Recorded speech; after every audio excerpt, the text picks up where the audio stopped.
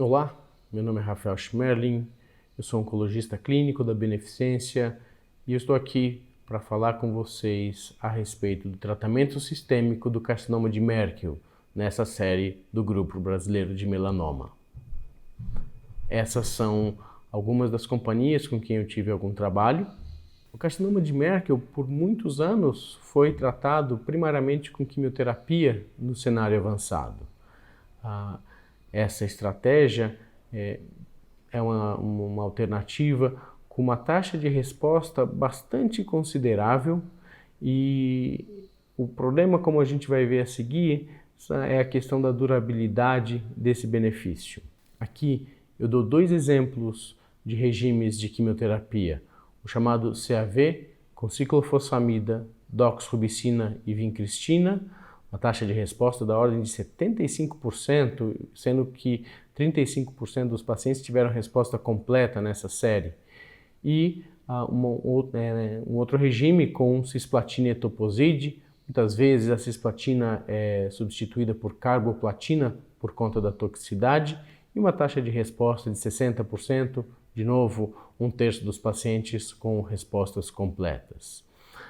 36% desses pacientes estão vivos em 2 anos, em 5 anos, infelizmente, na ordem de 15%.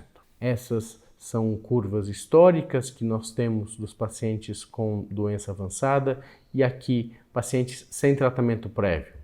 Notem a taxa de resposta de 55% e uma sobrevida livre de progressão com 62 pacientes na ordem de 3 meses, 94 dias. Quando a gente compara ou separa os pacientes conforme a resposta que eles tiveram, a gente vê que nessa curva direita, os pacientes que tiveram a progressão de doença, esses que têm a curva pontilhada, tiveram uma sobrevida livre de progressão muito curta, ao passo que aqueles pacientes menos frequentes, que tiveram resposta completa, tiveram uma sobrevida livre de progressão aí da ordem de 1 ano.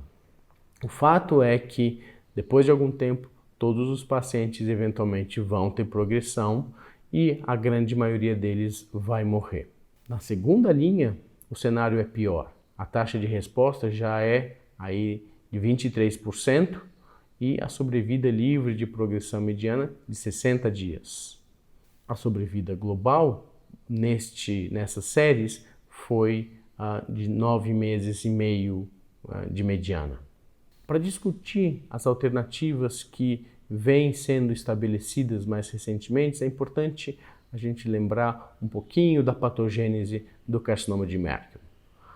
Existe um fator etiológico importante, que é o poliomavírus. Ele está presente em 80% dos pacientes no hemisfério norte, especialmente na região temperada, nos países com menor incidência solar.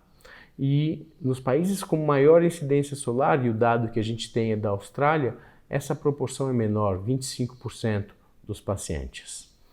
O vírus ele se integra muito precocemente na formação do tumor e se considera que essa é uma infecção até da infância. Um outro fator importante na compreensão das neoplasias é o que a gente chama de carga de mutação dos tumores. Isso tem sido muito utilizado para a discussão de imunoterapia e o que é conhecido é que cada tumor tem um padrão diferente ou uma carga diferente de mutação. Nesse gráfico, nós vemos à direita o melanoma, câncer de pulmão, câncer de bexiga com uma carga mutacional muito mais elevada do que à esquerda, tumores de tireoide, o sarcoma de Ewing ou o tumor rabdoide. Onde a gente vai chegar nesse cenário?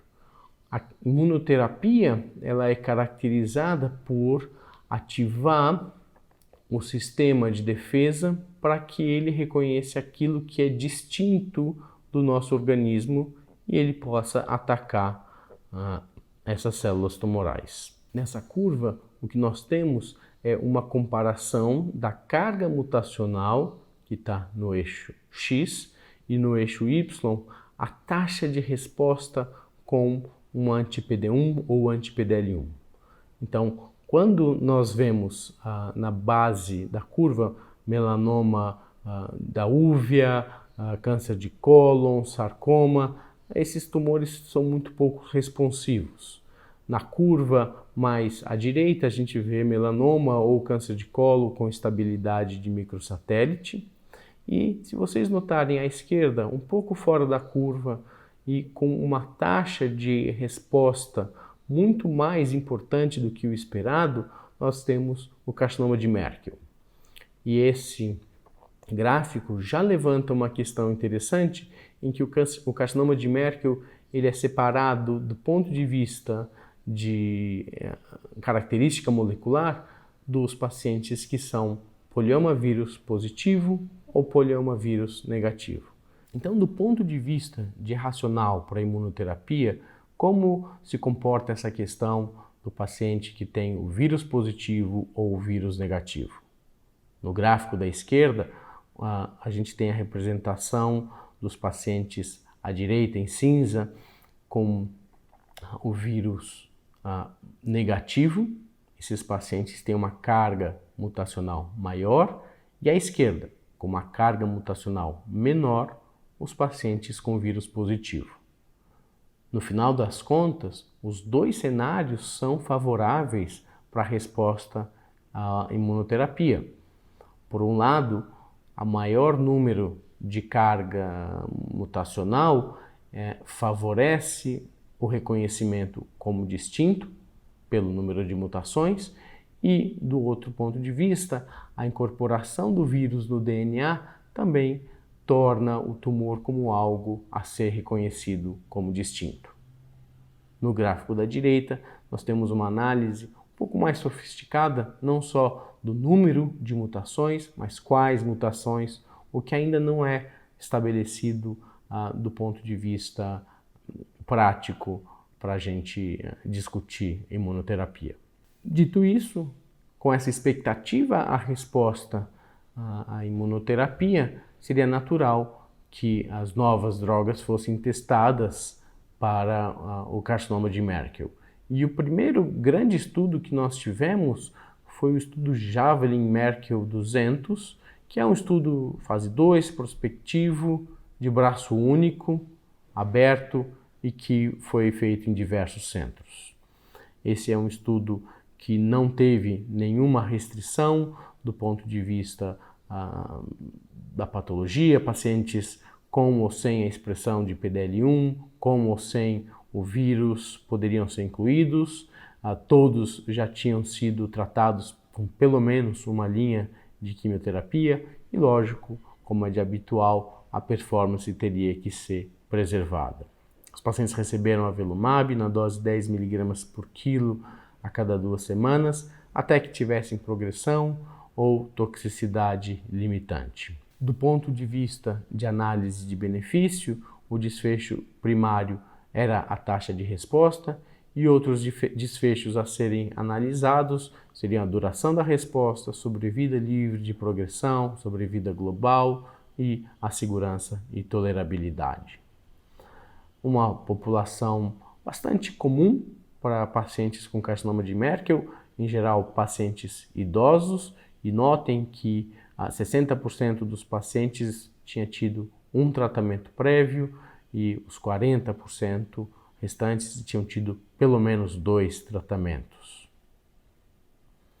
O segmento nesse estudo até esse ponto foi de 29 meses, a duração mediana de tratamento de 3,9 meses e até o momento do final do estudo, 9 pacientes estavam em tratamento, 79 tinham interrompido. O motivo da interrupção, em 50% dos pacientes, foi progressão de doença e outros diversos motivos estão descritos na tabela.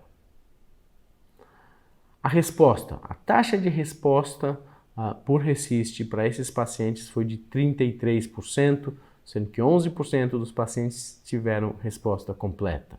Se nós considerarmos também os pacientes que tiveram resposta parcial, o benefício da droga foi de 43%. Aqui, um conceito importante é a duração de resposta mediana. O que significa isso? Dentre aqueles pacientes que tiveram benefício, que tiveram a redução de doença, como eles se comportaram? E até o final do segmento do estudo não tinha sido atingida a mediana. Dos 10 pacientes que tiveram resposta completa, 7 se mantinham em resposta completa e a progressão de doença em 10 pacientes que tiveram a resposta completa ocorreu entre 6 e 12 meses, nenhuma característica foi preditiva. No gráfico que a gente vê, no Swimmer's plot, nós notamos que mesmo após 12 meses, a maioria dos pacientes está com benefício mantido e isso ainda vai ser monitorado para ver até onde chega. A curva principal aqui é a sobrevida livre de progressão. Em um ano vocês veem que 29% dos pacientes estão vivos e sem progressão, em 2 anos 26%. Depois de uma queda importante, começa a se estabelecer um platô de sobrevida livre de progressão. Os pacientes, portanto, entram naquela faixa de ganho que é comum à imunoterapia em outros tumores. Existem essas outras curvas, essas outras 3 curvas com um ganho bastante pior, uma sobrevida livre de progressão com uma taxa aí menor do que 4 meses, e esses pacientes são aqueles que foram tratados com quimioterapia. Lembrando que esse não é um estudo randomizado, essas curvas são os dados históricos e eles foram colocados no mesmo gráfico para fins de comparação, ainda que com críticas do ponto de vista estatístico, mas só para a gente ter uma ideia da magnitude do ganho da imunoterapia. Do ponto de vista de sobrevida global, 50% dos pacientes estavam vivos em 1 ano e com 2 anos, 36% dos pacientes estavam vivos e de novo a gente já vê o estabelecimento do platô. Com a quimioterapia, todos os pacientes já tinham falecido antes de 9 meses nessa curva. A toxicidade. O Avelumab é um anti-PDL1 e a exemplo dos outros inibidores de checkpoint, PD1 ou PDL1, a toxicidade é bastante tolerável. Os oncologistas estão muito familiarizados porque diversos tumores usam essas drogas e a taxa de toxicidade grave é muito pequena. Hipotiroidismo é bastante comum, eventualmente diarreia, alterações cutâneas, pneumonite mais raramente. O fato é que não existe nenhuma diferença importante em relação aos outros anti-PD1 e em relação às outras doenças tratadas com as drogas dessa classe. Aqui a gente tem um exemplo de um paciente que já havia sido tratado com quimioterapia, um senhor de 82 anos, que tinha esse tumor cervical bastante importante. Ele recebeu Avelumab e teve uma resposta completa, não só clínica, mas patológica. Uma vez que nós temos o dado dos pacientes com taxa de resposta importante entre os previamente tratados, seria natural que se estudasse os pacientes sem tratamento prévio, e aqui é a parte B desse estudo. Então, os critérios de inclusão são os mesmos, a expectativa é de incluir 112 pacientes, o tratamento é o mesmo. A diferença é que nesse momento o endpoint primário não é mais a taxa de resposta, mas a proporção de pacientes com resposta além de 6 meses. A ideia com esse tipo de endpoint já é mirar no ganho que a imunoterapia pode dar a longo prazo, não só mais a curto prazo. De qualquer jeito, aqui a taxa de resposta já aparecendo com mais de 3 meses de segmento, os pacientes tinham tido 62% de taxa de resposta, aqueles pacientes com mais de 6 meses de seguimento, 71% de taxa de resposta. Notem que esse número é praticamente o dobro dos pacientes que estavam sendo tratados na segunda linha. Então, quando você traz o tratamento para o cenário mais precoce, o ganho claramente é melhor. A duração de resposta nos pacientes que estão aí com um segmento maior de 6 meses é da ordem de 90%. Então, aqueles pacientes que têm o benefício, esse benefício é sustentado por bastante tempo e, de novo, isso vai ser acompanhado, mas a expectativa é que se forme um platô e o ganho se mantenha. Aqui o Swimmer's Plot, a gente vendo basicamente o mesmo cenário, a maioria dos pacientes aqui que tiveram resposta com segmento ainda curto, tendo esse ganho sustentado, e à direita o que nós chamamos de Spider Plot. Em geral, as respostas tendem a ser mais precoces e existe um ou outro paciente que pode ter algum crescimento de tumor antes de resposta, mas isso é uma exceção, nós não devemos contar com isso. Além do avelumab, outros anti-PD-1 foram testados, o carcinoma de Merkel, o pembrolizumab na primeira linha. O que nós vemos aqui nesse waterfall plot é que a maioria dos pacientes teve redução do tumor, a taxa de resposta foi de 59% para os pacientes que eram vírus positivo e 53% entre os pacientes que eram vírus negativo. A taxa de resposta global, 56%, 24% com respostas completas.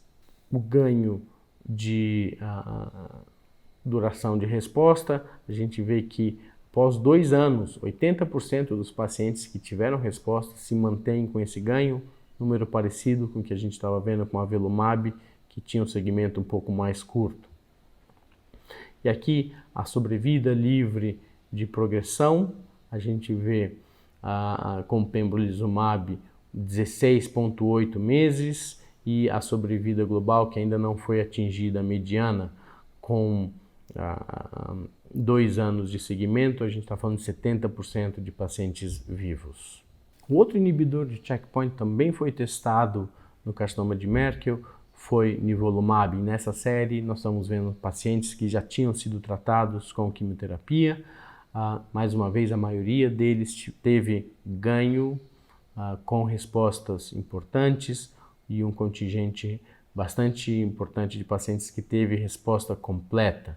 Entre aqueles que nunca tinham recebido tratamento, 47% tiveram resposta completa, ao passo que aqueles que tinham tido algum tratamento prévio, só 10% teve resposta completa. Ainda assim, nós estamos falando de 65% de resposta na população geral. O que é importante desse estudo é que ele analisou também, além do status dos pacientes que tiveram o vírus positivo ou vírus negativo, a questão do PDL1. No gráfico à direita, nós vemos que os pacientes que tiveram o PDL1 positivo ou negativo tiveram ganho e nós também tivemos ganho nos pacientes com tratamento prévio ou sem tratamento prévio, ainda que a taxa de resposta seja bem melhor entre aqueles que estão recebendo a droga na primeira linha.